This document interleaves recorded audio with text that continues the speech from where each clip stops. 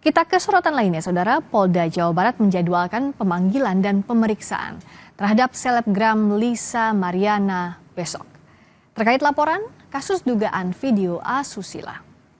Kabid Humas Polda Jawa Barat, Kombes Hendra Rohmawan mengatakan kasus video asusila yang menyeret nama Lisa Mariana ini dilaporkan oleh Asosiasi Advokat Indonesia ke Ditres Siber Polda Jawa Barat. Polisi mengatakan telah mengumpulkan bukti pelaporan. Lisa sebelumnya terlibat perkara perdata saling gugat dengan mantan Gubernur Jawa Barat Ridwan Kamil.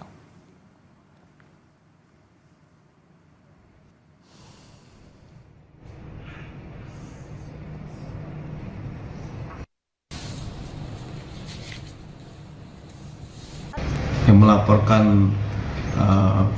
videografi yang ada di situ itu diterima oleh Polda Jawa Barat dan saat ini sedang melakukan penyidikan terhadap saksi-saksi. Saksi ini yang kita dapatkan terlebih dahulu adalah saksi pelapor, ya, untuk minta keterangan dari penguatan dari pelaporan itu, dan yang kedua saksi-saksi dari yang ada di video sur tadi itu.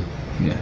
Yang bersangkutan sudah kami periksa semua, keduanya baik yang si berperan laki-laki maupun yang berperan perempuan. Nah, dan saat ini kita sedang mengumpulkan bukti-bukti agar bisa menetapkan yang bersangkutan sebagai tersangka. Sudah kita layangkan, sudah kita atur jadwalnya, tinggal yang bersangkutan apakah nanti akan datang atau tidak.